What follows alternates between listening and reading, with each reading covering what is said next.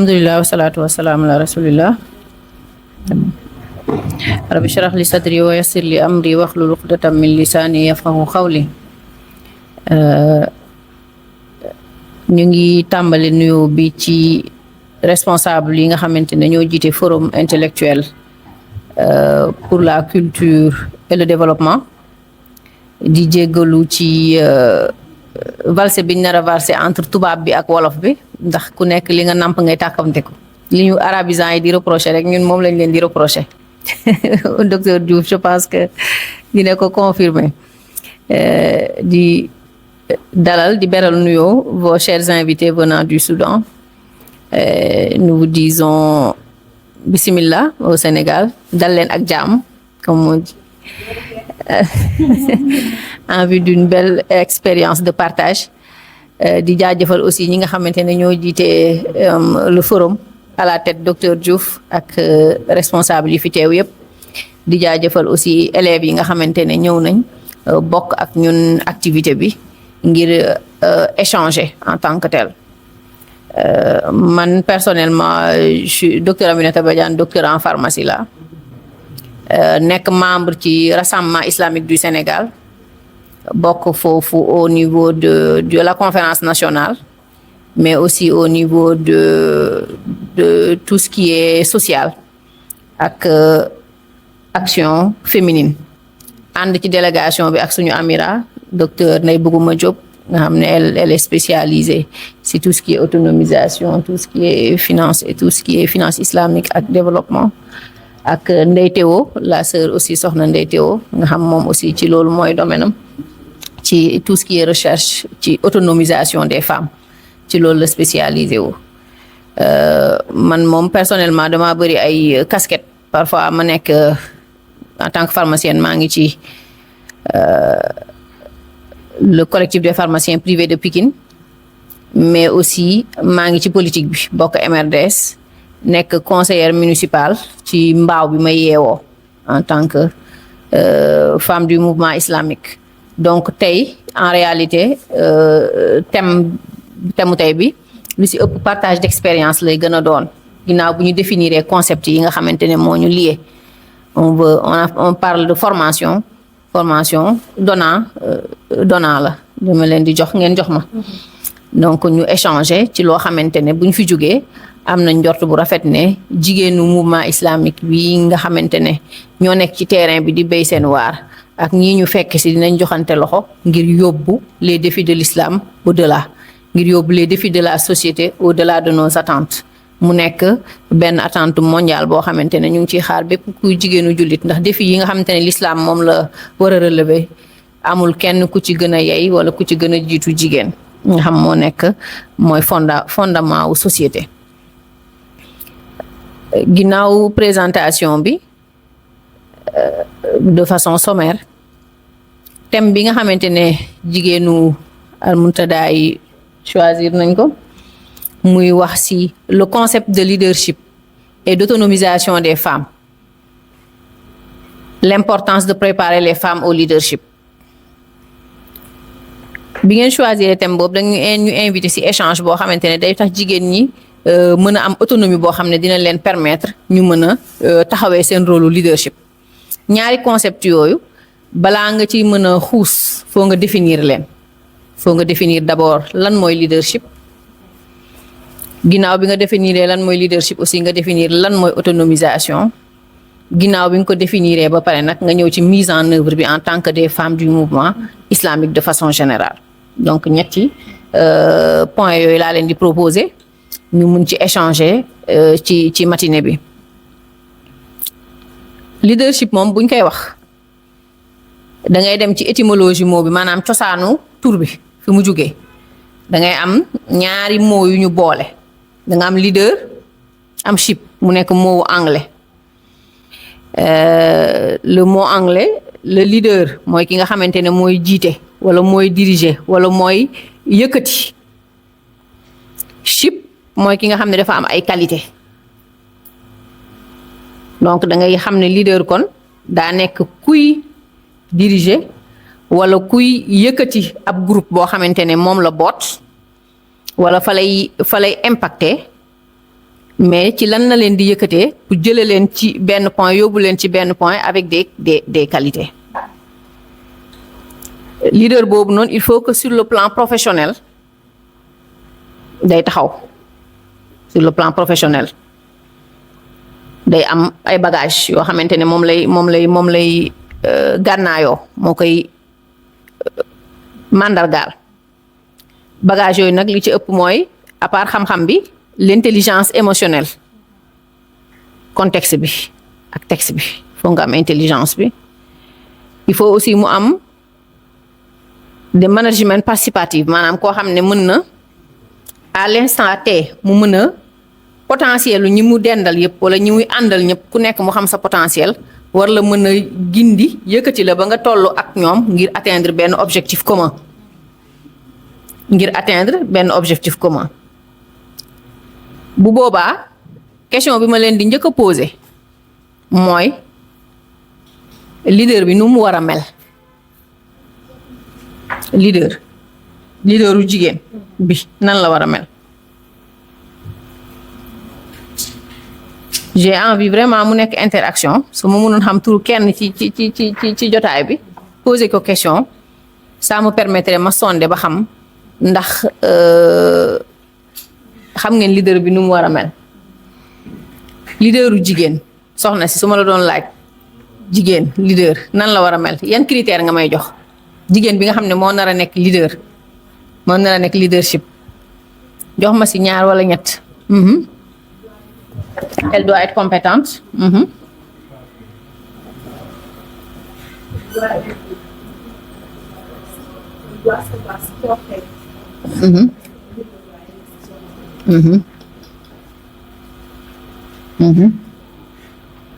Compétente, pouvoir supporter. ak lan ku ci dolli leneen femme leader bi nu mu war a mel compétente, savoir supporter.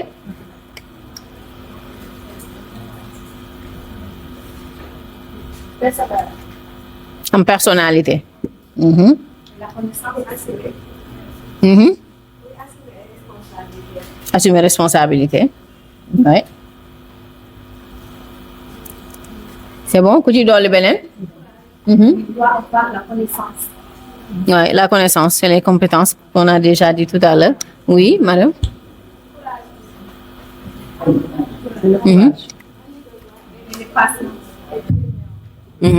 La bienveillance.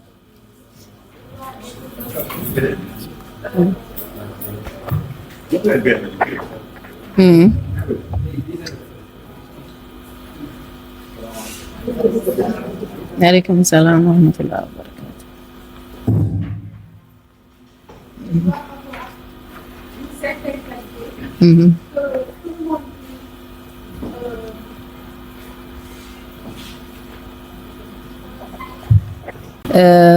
Avant de reprendre la parole, peut-être nous souhaitons la bienvenue à certains invités qui viennent d'arriver, qui viennent partager avec nous ce forum, ces thèmes qui allont être débattus cette matinée.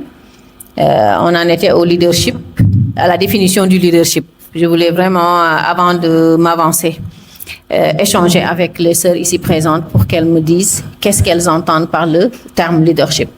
Heureusement que nous analysons de la même canevas parce que tout ce qu'elles viennent de dire font partie du leader, de tout ce qui est en commençant par la compétence. D'accord, donc je vous laisse la parole pour accueillir les invités. Je reprends la parole. السلام عليكم مجددا. نعيد الترحيب بالضيوف ونخص بالترحيب سفير السودان لدى دولة السنغال السيد سعادة السفير أبو الغني النعيم عوض الكريم. أهلا وسهلا ومرحبا به، ونشهد له أنه جعل رعاياه ونحن معهم في غنى عن الحاجة. لم ندعه إلى مناسبة إلا ولباها بصدر رحب، فنقول له أهلا وسهلا ومرحبا، يا مرحبا بكم أوان طلعتكم، يا عالمون من أين توكل الكتف، وإن لكم مرحبا قيلت وغيركم له تقال، فأضحى الأمر يأتلف، فمرحبا قولها باللفظ متحد لكنها باختلاف الناس تختلف. نرحب بسعادة السفير عبد الغني من جديد، ونتمنى له صحبة كريمة واستفادة إن شاء الله، فأهلا وسهلا ومرحبا به، جزاه الله خير.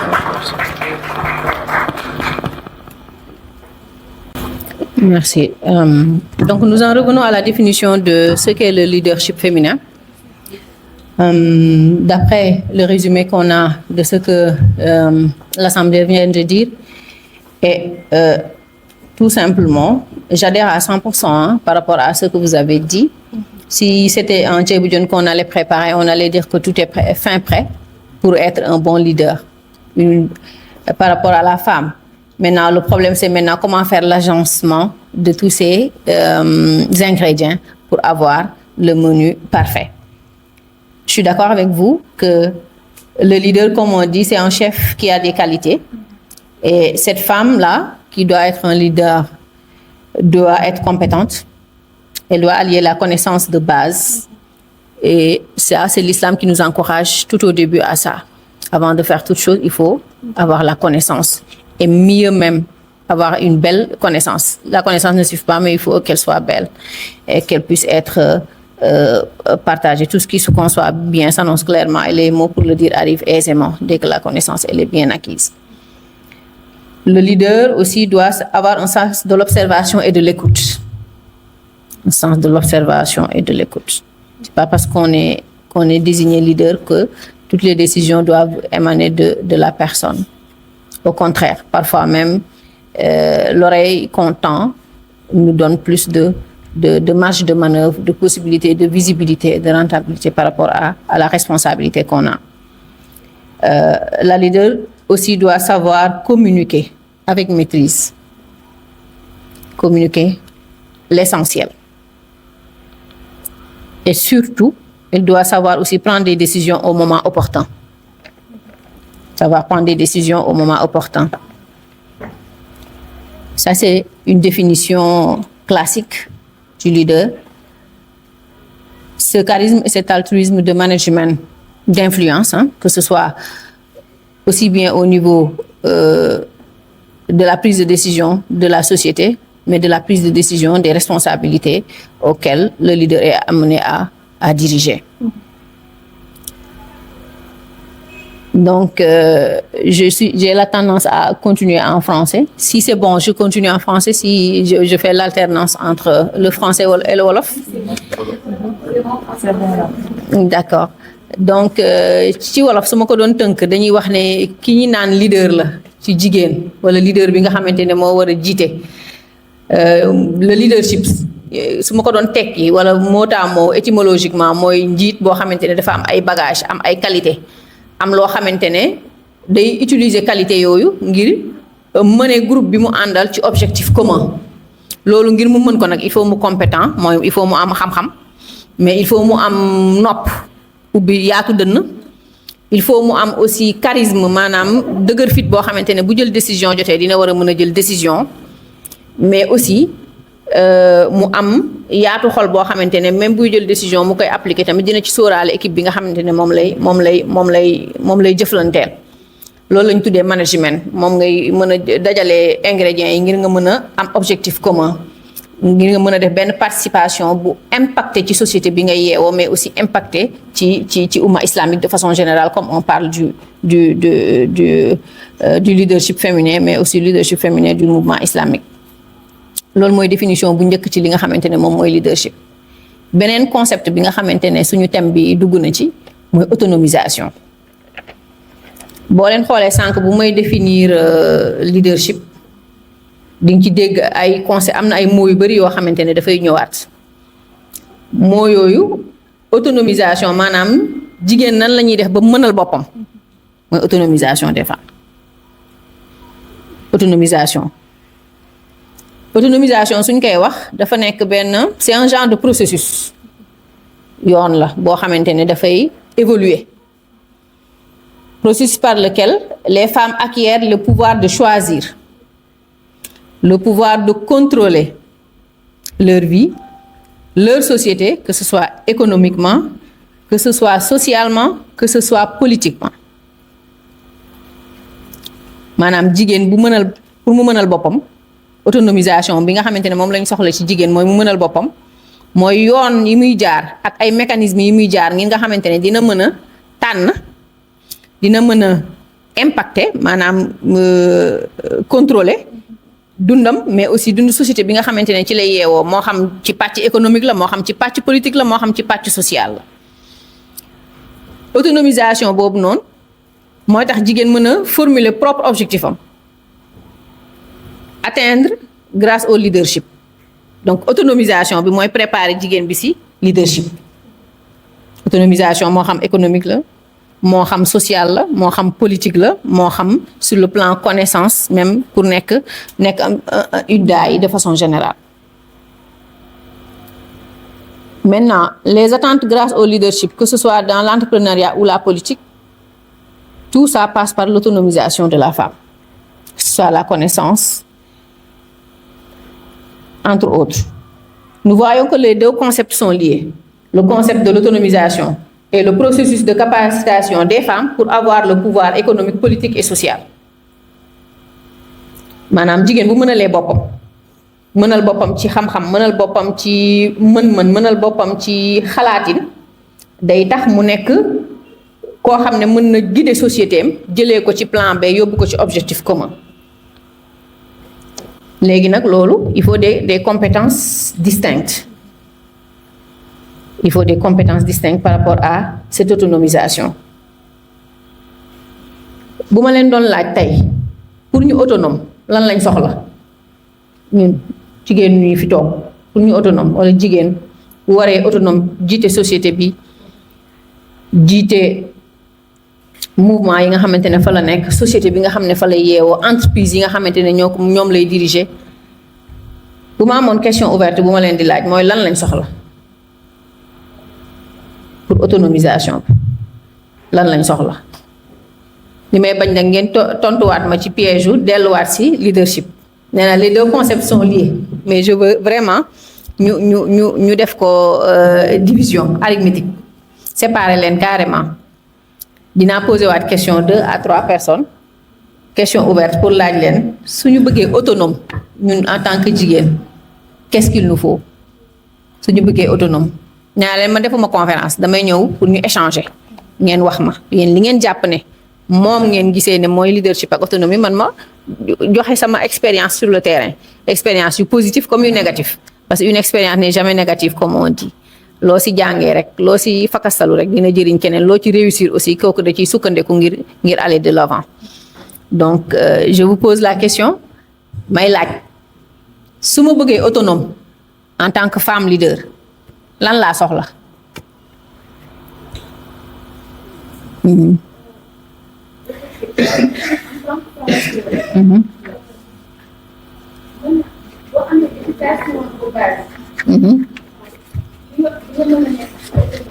Éducation de base.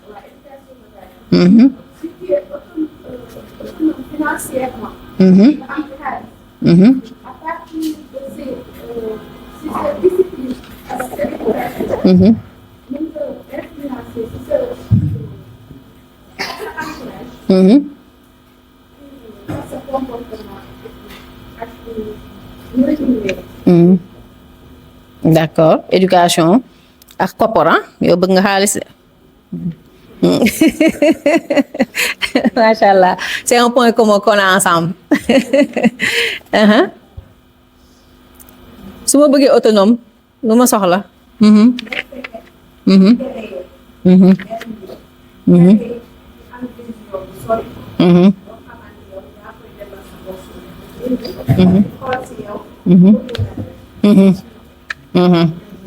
Vision en étant le modèle.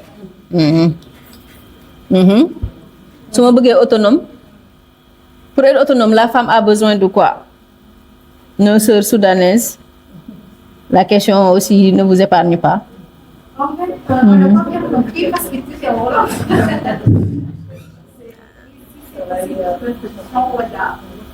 Ah, d'accord. D'accord. Je suis au point où je parle de l'autonomisation des femmes. Citant juste la définition de l'autonomisation des femmes. Maintenant, je vous ai renvoyé la question pour savoir, pour être autonome, de quoi j'ai besoin. Je vais résumer par rapport à l'autonomisation des femmes, tout simplement, l'introduction ou la définition. C'est un processus par lequel, cette autonomisation des femmes, les femmes acquièrent le pouvoir de choisir, le pouvoir de contrôler économiquement, socialement, politiquement, leur vie et la société de façon générale. Cette autonomisation permet aux femmes de formuler leurs propres objectifs qui leur sont spécifiques, parce qu'il y a des objectifs communs avec la société, mais il y a des objectifs spécifiques à la femme, à la féminité, mais aussi pour, de façon globale, permettre à la femme, au leadership féminin, d'atteindre ses objectifs en associant l'autre composante afin d'atteindre l'objectif commun de la société. Que ce soit en entreprise ou que ce soit en politique, entre autres. Maintenant, parlant de ça, j'ai dit, comme j'ai cité certains mots, la question que j'ai posée, c'est on a besoin de quoi pour être autonome? Les femmes du mouvement islamique de façon générale. Que ce soit au Sénégal, au Soudan, en Afrique et même au-delà du monde, on a besoin de quoi pour être autonome? Les femmes du mouvement islamique. La question, c'était ça. Elle a donné, il y en a qui ont donné quelques points de vue, et quelques bribes d'idées. Maintenant, je voulais savoir aussi, vous, les Soudanaises, qu'est-ce que vous pensez? Quels sont les critères ou les caractéristiques dont il faut qu'on soit apte pour être autonome? On a besoin de quoi pour être autonome?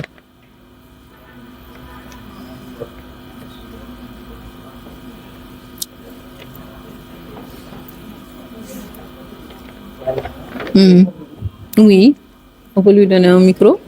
Attendez, on vous amène le micro là-bas, c'est plus simple.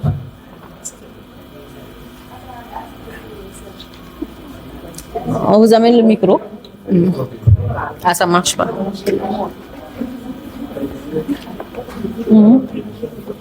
Il amène le micro. xam naa ki nga xamante ne mi ngi doon répondre question bi nga xamante ne si moom nga posé woon nee na jigéen bu fekkee ne formé nañ ko parce que comme formation lañ wax comme journée bi formation la jigéen bu fekkee ne formé nañ ko loolu daf koy may occasion dina mën a tanfise dina mën a atteindre bépp objectif boo xamante ne si góor war na ko def rek jigéen war na ko parce que fépp fu góor mën a taxaw comme jigéen mën na fa taxaw rek suñu formé jigéen wala ñu defal ko benn formation bi nga xamante ne si mën na tax mu mën a jiite su jiitee rek dina mën a indi yi nga xamante ne si moom mooy préparation dina mën a préparer li nga xamante ne moom mooy avenir am pour mën a tanfise bépp objectif boo xamante ne si bëgg na ko rek dina ko mën a atteindre buñ ko formé ci leadership. am naa li mu wax ci gàttal loolu la. Machallah, c'est une belle réponse qui résume un peu et qui revient à dire tout simplement pour mettre en œuvre le leadership aussi bien en passant par l'autonomisation des femmes, il faut commencer par la formation. Et maintenant, la question qui est contradictoire, qu'on se dit, c'est qu'on est des femmes intellectuelles ici dans cette salle. Qu'on ait appris en arabe ou en français ou en anglais, on est des femmes intellectuelles. D'accord. Je laisse l'accueil de quelques invités avant qu'on continue la formation. طيب فقرة ترحيبية أخرى قصيرة. نعيد الترحيب بجميع الضيوف ونخص بالترحيب الدكتورة وصال مديرة مركز الوصال للتدريب الوصال تريننج سنتر إن شاء الله جايين نتدرب.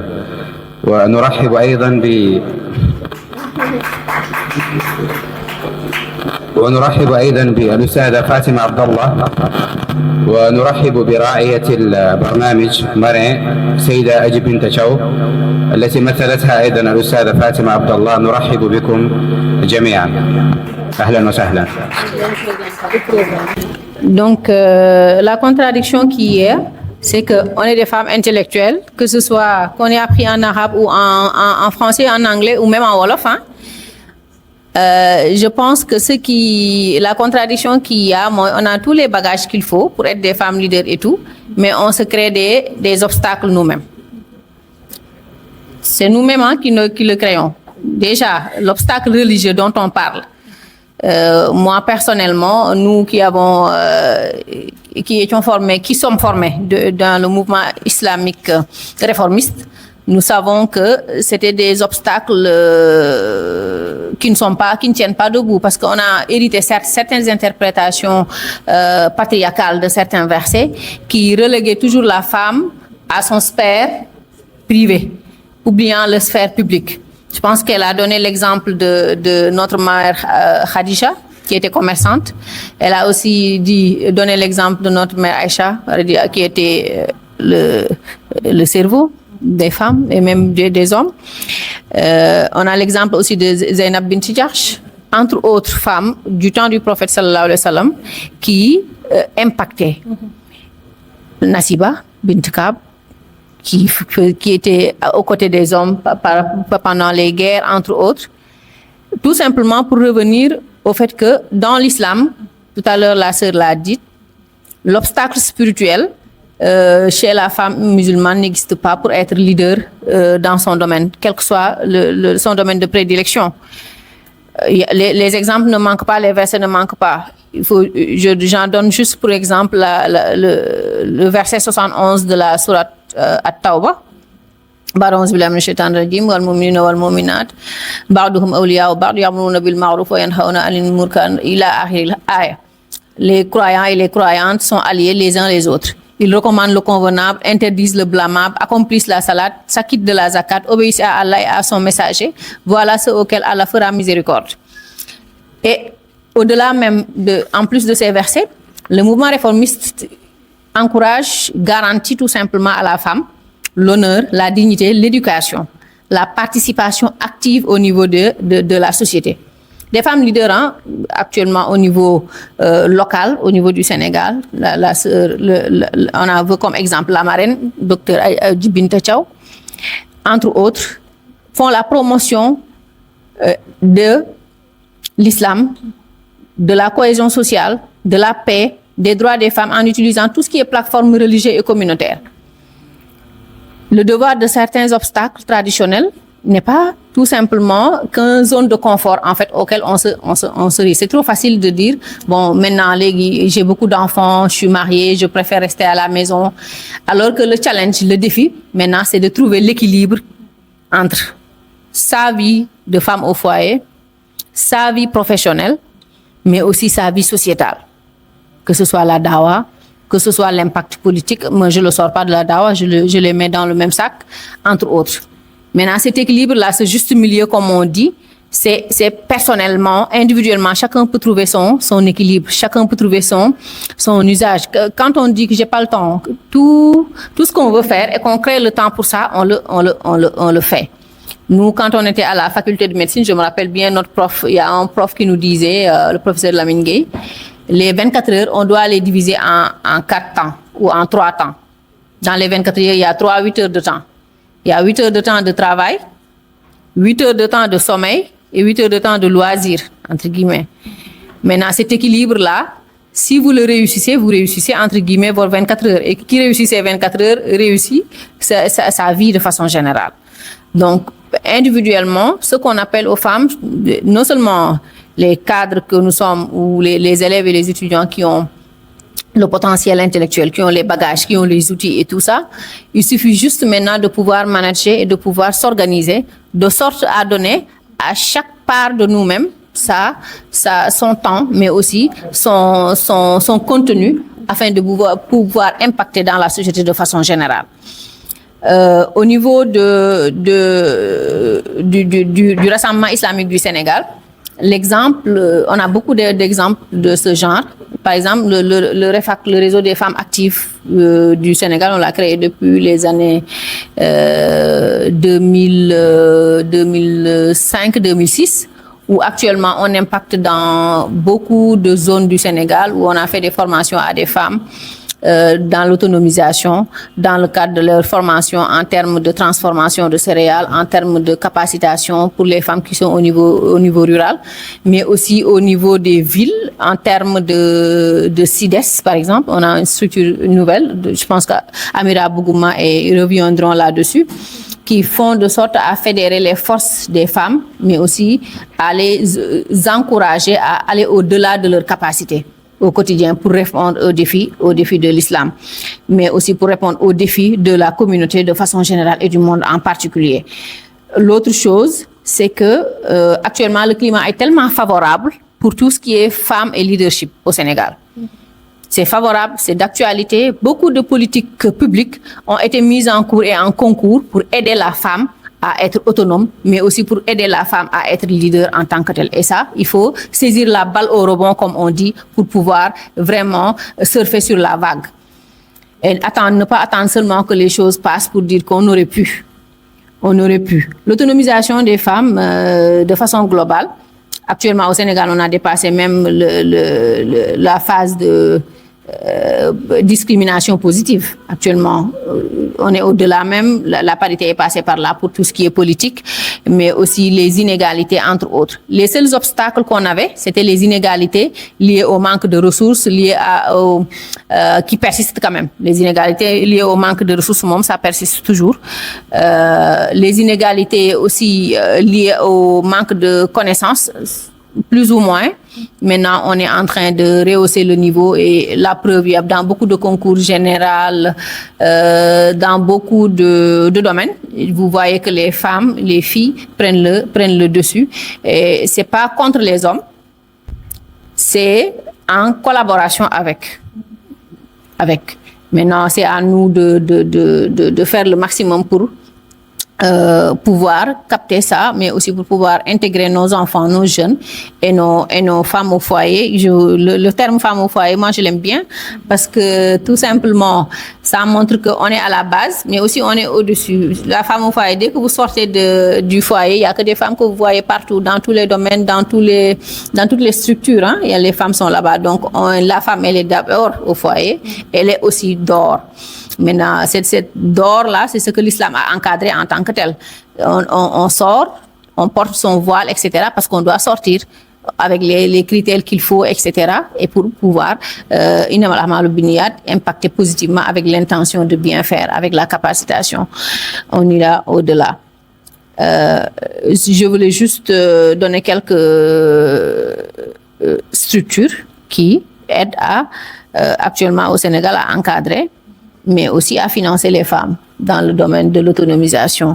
On a le DRFJ, la Délégation générale de l'entrepreneuriat des femmes. On a le FNPEPS, Fonds national pour la promotion et l'entrepreneuriat féminin.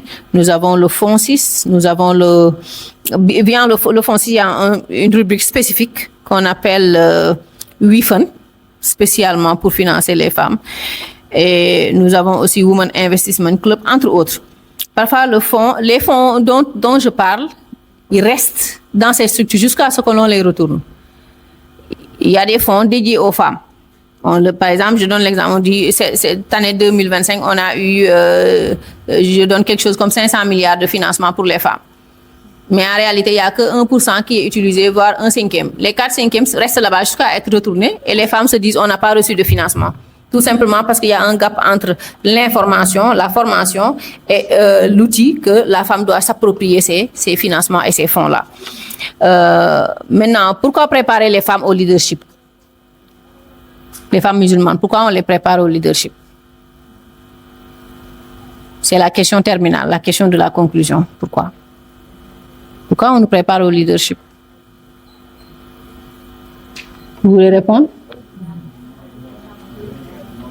Lan moo tax ñu ñuy préparer si leadership lan moo tax lu ñuy war ñu préparer ñun ci leadership mooy question bi nga xam ne mooy question biy tëj.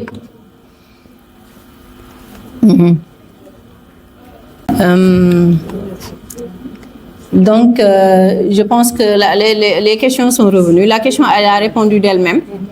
Le pourquoi les femmes du mouvement islamique, on doit préparer les femmes de façon générale au leadership. Tout simplement pour répondre aux défis de l'heure, mais aussi pour relever les défis du mouvement islamique de façon générale et de nos familles loolu mooy question bi ma amoon envie poser en tant que tel lu tax ñu bëgg war a nekk ay leader jigéen bu ma ko poser c'était une question piège en fait la femme elle est leader naturellement koo fekk ci këram nu muy aménager nu ngay organiser nu ngay kiiwee tu es leader naturellement sans pour autant même être consciente de ça maintenant comment faire de sorte que ce leadership là cette capacitation que tu as ci sa kër fa ngay liggéeyee fa ngay jàngalee et cetera nga impacter ko positivement ci société bi c'est ça la question en plus de la formation bi ñu wax ne moom lañ lay defal capacité la gunge la ba nga ñeme boobu day ñëw ci sa question parce que amuñu li benn suñu sa docteur Zeynab Kane di wax amul ku ñeme dañ laa déy mais ku ñu tingoom nga sut donc bu suñuy frère ak suñuy politique sociétale gungee ñu yëkkati ñu rek ñu dem au-delà par rapport ak lan ak réalité bi nga xam ne moo nekk ci monde bi je pense que bu ñuy yàq société ci jigéen la ñuy jaar donc boo bëggee defar société naturellement ci jigéen ngay jaar munoo nekk daay di bëgg a impacter ci monde bi te yow outil bi nga xamante ne moom mooy defar société wala moo koy yàq outil boobu yow peegoo ko ba maîtriser ko ba jox ko dayoo boo xamante ne ki nga xamante ne indi na l'opposé dina fekk opposé bu gën a positif mu nekk ñaari onde parce que monde bi noonu lay demee tu as une borne négative et une borne positive comme disent les scientifiques bu amul équilibre rek benn bi day dominer moroomam. question bi nga posé sànq mooy comment allier femme liberté féminine ak leadership liberté féminine ak libertinage wala libertinage c'est pas pareil foofu question loolu laa bëgg ñu leeral liberté ak libertinage du benn boo gisee ñu jël jigéen futti ko def ko ci di ko jaayee diw yaram di ko jaayee parfum bi gën a ñàkk classe wala parfum bi gën a ñàkk fayda et cetera loolu tuddul liberté loolu au contraire sax nag benn genre emprisonnement la gën a doon nga xam ne da ngay jël femme benn aspect rek ngay jël ci femme maanaam teraanga yàlla def ci moom yëpp ci connaissance ci xam-xam ci impact ci wóolu ko jël li mu gën a fonk ci kaw suuf jaarale ko ci moom parce que mooy première école parce que moo yore intelligence bi nga xamante ne à chaque fois dama koy wax si yenn conférence yi ma dem bu ñuy nee góor moo yore buy joxe soxnaam X wala Y moom mooy définir sexe góor la wala jigéen loolu responsabilité góor la bu ñu nee jigéen kii dafa jigéene ku góor ki lañu war a wax waruñu wax ku jigéen ki parce que ku jigéen moom X rek la am par contre intelligence yaay moo koy joxe dafa am ci cellule particule boo xamante ne moom lañ tuddee mitochondrie jigéen moo koy joxe mitochondrie boobu intelligence moo ko boot énergie aussi intelligence et énergie donc yàlla bu jëlee loolu jël jigéen li tax yonent bi sallallahu alayhi wasallam doon wax tànnal boo indee xale mu ne la weesu na fañ ko war a yaree parce que ci yarin ba ca ka ngay tànn la commencé ndax tout simplement matrice génétique bi nga xam ne moom lay jox xale bi moom mooy continuer ba mu nekk góor wala jigéen bu mat boo xam ne day impacter ci société bi tout simplement pour revenir à la question la liberté de la femme mooy liberté d'action comme ni ma ko waxee liberté xam-xam surtout mais liberté am ak mën-mën ak kattan liberté boobu noonu moom la l'islam di encourager moom la l'islam di mettre au même niveau teg ci góor teg ci jigéen koo teg compétence góor ak jigéen foofu lañ tolloo ko ci jaamu yàlla aussi am na nag spécificité góor am spécificité jigéen parce que loolu mooy complémentarité société ni ngay allier leadership bi sa xam-xam bu matee sa compétence mat nga mën a nekk leader ci sa kër nekk leader fa ngay liggéeyee nekk leader ci société bi de façon générale mais impacter positivement sur le mouvement islamique de façon générale pour tout simplement wax ne défi yi nga xamante ne mooy xaar jigéen bëri na mais yu ci bëri y a des acquis qui ont été menés yu avancé li nga xamante ne moom la ñu war a def rek mooy pour man défi la maa ngi koy lancé Amira bëgguma di ko lancé docteur Diouf mooy bennoo bu jigéen ñi war a def ci suñu structure yi ku nekk de son côté mu ngi def lu positif ku nekk de son côté mais suñu defee synergie d'action rek dinañ mën a gën a jëmmaal impact positif bi jigéen bi de mouvement islamique sénégalais lu mu réaliser ci performance ci ay jigéen yu performante et cetera encouragé leen ba ñu kii kenn xamul lu mu toll amul fooy dugg foo xamante ne rek fekkoo suñu sœurs yi nekk fa di impacter positivement de façon extraordinaire moo xam ci droit bi la moo xam ci médecine bi la moo xam domaine bu mu mënti doon